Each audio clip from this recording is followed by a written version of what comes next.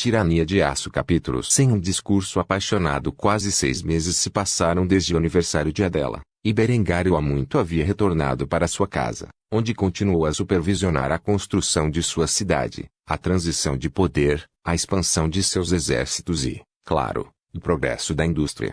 Agora era inverno, e Berengário estava no meio de seu Reichstag recém-construído, que funcionava como a câmara de sua Câmara dos Comuns. Sentados dentro da sala estavam muitos homens considerados inteligentes, capazes e carismáticos o suficiente para representar os interesses do povo comum de Kufstein. O jovem visconde estava fazendo um discurso poderoso na Câmara abaixo de seu poder legislativo sobre as conquistas de Kufstein desde que seu pai abdicou voluntariamente, deixando-lhe o controle de todo o território. Nos últimos meses, todos trabalhamos tremendamente para enriquecer ainda mais as terras em que chamamos de lar. Graças ao Departamento de Química, conseguimos refinar uma grande quantidade de TNT, que tem sido fundamental para expandir rapidamente as operações das muitas minas do Visconde, que alimentaram nossas indústrias em crescimento, trazendo-nos um grau significativo de autonomia e riqueza. Os ouvidos dos plebeus que agora eram funcionários eleitos do governo de transição de Kufstein ouviram intensamente o discurso apaixonado de Berengário, prestando atenção cuidadosamente a cada palavra dita como se estivesse sendo pronunciada pela voz de Deus. Os muros poderosos que garantirão o futuro da cidade de Kufstein foram totalmente erguidos, construídos com blocos de concreto reforçados com aço. Eles devem fornecer segurança e proteção para todos os cidadãos que habitam neles por muitos anos. Vários dos congressistas acenaram com a cabeça em aprovação. O investimento nas paredes foi considerado de extrema importância e foi a primeira entre muitas mudanças rápidas que ocorreram na região. No que diz respeito à defesa, reunimos 3 batalhões de infantaria inteiros, 2 batalhões de artilharia inteiros e um batalhão de cuiracia completo para atuar como o primeiro exército de campo de Kufstein. Fortes foram construídos entre as regiões habitadas do Visconde e são totalmente guarnecida, como está a cidade, acrescentando assim um grande grau de proteção às terras e seu povo. Ouso dizer que a cidade de Kufstein poderia ser sitiada por um exército de 100.000 homens, e ainda seríamos os vencedores. A Câmara dos Comuns estava muito familiarizada com o financiamento do exército e deu total apoio ao empreendimento. Embora o governo fosse originalmente uma mistura do Zéu e da Grã-Bretanha da vida anterior de Berengário, a Constituição já foi reformulada 4 vezes a ponto de agora se assemelhar muito à Constituição do Império Alemão daquela linha do tempo. No entanto, as principais diferenças são no que diz respeito ao grau de autoridade em que o chefe de Estado detinha, que era significativamente maior do que o Kaiser da vida passada de Berengário, e as leis sucessórias que permaneceram eletivas, embora com mais proteções para garantir uma transição pacífica do poder de um visconde para outro, e evitar qualquer forma de corrupção dentro do eleitorado. Em essência, Berengário ainda tinha autoridade significativa como visconde e podia fazer praticamente o que quisesse, desde que fosse razoável. Na verdade, o parlamento agiu mais como um meio de aliviar as pesadas cargas de trabalho que Berengário teve de suportar do que como uma forma de limitar a autoridade de Berengário. Berengário continuou seu discurso fervoroso quando começou a fazer a transição do tema da defesa para o da habitação. Graças aos esforços contínuos de nossa equipe de construção, uma série de cortiços acessíveis e confortáveis foram erguidos para reduzir as terríveis condições em que as pessoas comuns tiveram que suportar como resultado do rápido aumento da população e da urbanização. Encanamento e saneamento. Reduzimos significativamente o risco de um surto de uma doença perigosa. Se cada um dos membros do parlamento tinha um olhar de orgulho em seus rostos, pois muitas de suas famílias estavam morando nesses maravilhosos complexos de apartamentos, que se espalharam e substituíram as favelas nas quais a cidade havia sido atormentada anteriormente. Continuaram a ouvir Berengário enquanto ele passava para o tópico da agricultura. Nossas iniciativas agrícolas provaram ser um sucesso retumbante, pois os servos foram libertados e os agricultores que optaram por permanecer nos campos receberam as ferramentas e o conhecimento necessários para cuidar de seus campos com uma quantidade mínima de trabalho, resultando em os maiores rendimentos possíveis. A colheita deste ano foi várias vezes maior do que qualquer outra na história de Kufstein. Como tal, armazenamos muitos grãos para sustentar nossa população nos próximos anos. O último tema em que Berengário havia abordado foi o campo da educação pública. Sob o Departamento de Educação, As escolas começaram a ser construídas em todas as regiões habitadas, e vimos um rápido aumento nas taxas de alfabetização. Continuaremos trabalhando duro para fornecer o conhecimento e os recursos que os jovens e os idosos precisam para ter sucesso no caminho que escolherem na vida. Por isso, imploro a cada um de vocês que dê o melhor de si no próximo ano, pois muitas dessas diretrizes ainda estão incompletas e precisarão de sua ajuda.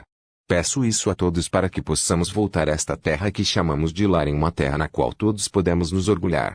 Com suas declarações finais, toda a multidão do parlamento se levantou e explodiu em aplausos e vivas. Nenhum único homem permaneceu sentado, pois isso seria um sinal de desrespeito ao homem que ajudou a transformar Kufstein no que é hoje. Enquanto Berengário se deleitava na glória de suas realizações, bem ao norte, na capital do Reino da Alemanha, finalmente chegara a hora. O velho monarca jazia sem vida em seu leito de morte. Seu reinado havia chegado ao fim. Com sua morte, a estabilidade e a paz que ele trouxe para o Reino da Alemanha e os muitos reinos fraturados que o compunha chegariam a um fim brutal. Quando os pretendentes que tentaram reivindicar o trono tomassem conhecimento dessa informação, o mundo alemão estaria envolvido no fogo da guerra. Nenhuma região estava segura agora que o rei estava morto, nem mesmo Kufstein. Tirania de Aço capítulo 101 Vitória no Oriente. Lambert atualmente empunhava sua espada longa com uma grande demonstração de habilidade. Ele estava atualmente travado em combate contra um cavaleiro pesado moscovita nas muralhas de uma grande fortaleza de pedra. Lambert muito havia conquistado seu caminho para a ordem teutônica e, devido ao favoritismo que o grão-mestre lhe mostrou, ele rapidamente subiu na hierarquia. No momento, ele estava liderando um exército de homens para romper os muros da fortaleza Rus, que foi colocado em seu caminho para Moscou. Nos últimos 6 meses, a ordem teutônica havia jogado tudo contra os moscovitas e não estava longe de tomar Moscou. Justo quando Lambert pensou que tinha levado a melhor sobre seu oponente, o homem cortou seu pesado sabre de cavalaria no grande bacinete de Lambert. Infelizmente para os moscovitas, Lambert foi coberto da cabeça aos pés com chapa de aço e ficou completamente desanimado com o ataque. Em vez disso, ele conseguiu pegar o moscovita desprevenido e, ao mudar seu aperto para a lâmina, Lambert conseguiu acertar um golpe mortal no capacete de seu oponente de forma eficaz. Depois que o punho de sua espada se conectou com o capacete de ferro do moscovita, o homem caiu no chão, onde Lambert poderia ficar em cima dele e enfiar sua lâmina através do véu de malha de ferro do moscovita, perfurando a garganta do homem e enviando-o para a vida após a morte. Depois de matar o homem, Lambert olhou em volta para ver que seus homens haviam limpado a posição inimiga. Neste ponto, a única área que restava com soldados inimigos seria a fortaleza. Uma vez que eles tivessem forçado a entrada na área e eliminado quaisquer sobreviventes, a fortaleza cairia nas mãos do Estado teutônico. Como tal, Lambert correu para a frente da briga e ordenou que suas tropas avançassem. Tome a fortaleza. Liderando o caminho com uma espada na mão, Lambert avançou em direção aos portões da fortaleza, que estavam trancados por dentro. Não demorou muito para que o ariete chegasse, onde Lambert e suas forças derrubaram a porta revelando um grupo de elites fortemente blindadas, vestidas da cabeça aos pés com a distinta cota de malha russa e armadura de placas. Uma vez que a porta da fortaleza foi derrubada, uma confusão frenética irrompeu enquanto cavaleiros teutônicos e elites moscovitas lutavam para determinar quem seria o vencedor. Apesar de resistir até o último homem, os moscovitas logo se viram massacrados como porcos comuns, deixando a fortaleza sitiada nas mãos da ordem teutônica. Dias se passaram enquanto Lambert e seus homens limpavam a fortaleza dos sinais de batalha e reforçavam suas defesas. Lambert e seu exército de 2.500 homens foram deixados para defender a região. No entanto, em pouco tempo, os defensores da fortaleza recentemente capturada notaram a visão de bandeiras aliadas voando ao vento. O distinto campo branco brazonado com uma cruz preta podia ser visto em números extraordinários carregados pelos muitos homens vestidos de ferro abaixo deles. O grão-mestre e seu exército finalmente chegaram. Depois de ver que a batalha já havia terminado, o grão-mestre ficou impressionado com as habilidades de Lambert. Ele era realmente um excelente comandante, e o homem mais velho se deu um tapinha nas costas por reconhecer tal talento. O grão-mestre rapidamente atravessou os portões da fortaleza, onde desceu do cavalo e cumprimentou Lambert. Irmão Lambert, vejo que você capturou com sucesso esta fortaleza apesar de estar em grande desvantagem numérica. Lambert sorriu com os elogios do velho, que o ajudou muito durante seu tempo com a Ordem Teutônica. No entanto, ele rapidamente percebeu a carta que estava nas mãos do homem e perguntou sobre ela. O que é aquilo? O grão-mestre entregou a carta a Lambert e resumiu brevemente seu conteúdo enquanto o menino a lia. O rei da Alemanha está morto, e com sua morte abre uma oportunidade para se livrar da heresia de Berengário. Enquanto os senhores do reino alemão lutam entre si pelo trono, que nada mais é do que um título honorário, o Papa ordenou que eu envie uma força para limpar a bagunça de seu irmão. Considerando que em breve estaremos encerrando esta guerra, decidi enviar 10.000 homens com você sob a ordem de matar seu irmão herege. Depois de ouvir essas palavras, os olhos de Lambert brilharam de emoção, e um sorriso malicioso se formou em seu rosto. Fazia quase 8 meses desde que ele havia sido exilado, e ele passou a maior parte desse tempo aprimorando suas habilidades em combate. Ele nunca perdoou sua família pelo que fizeram, especialmente Berengar e Linde. Ele nunca esqueceria a humilhação que sofreu nas mãos deles. Como tal, ele estava mais do que ansioso para aceitar a missão. Assim, ele se ajoelhou diante do grão-mestre e falou com uma fachada cavalheiresca. Seria uma honra. Embora o grão-mestre soubesse que esta questão era profundamente pessoal para o menino, ele não se importou. No mínimo, Lambert agiu piedosamente e, no final, isso era tudo o que realmente importava. Como tal, ele fez sinal para que Lambert se levantasse enquanto o grão-mestre conduzia as tropas nas quais Lambert estaria comandando.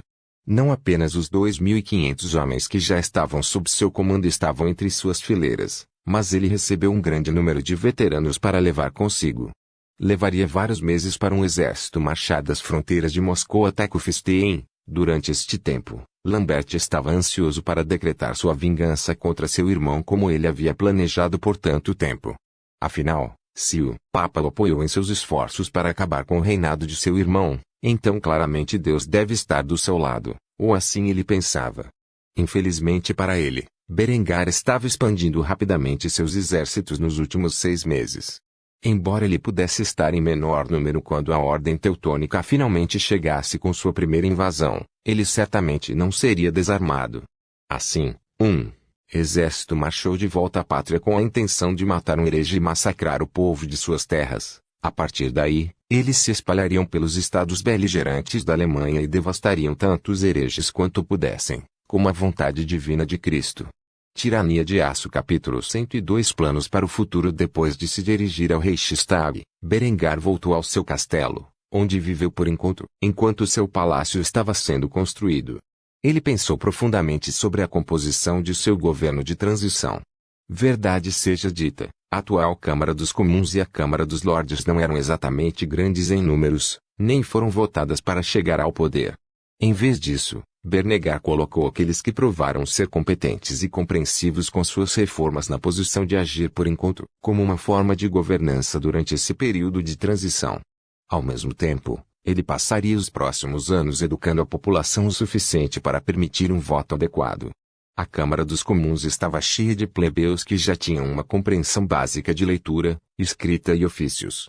Durante a última parte do período medieval em que Berengário se afeiçoou atualmente, as vilas e cidades tinham plebeus que não eram meros servos e que trabalhavam em negócios dentro da comunidade local, e eram essas pessoas parcialmente educadas, bem como Ludwig, que eram nomeado para trabalhar em seu parlamento rudimentar.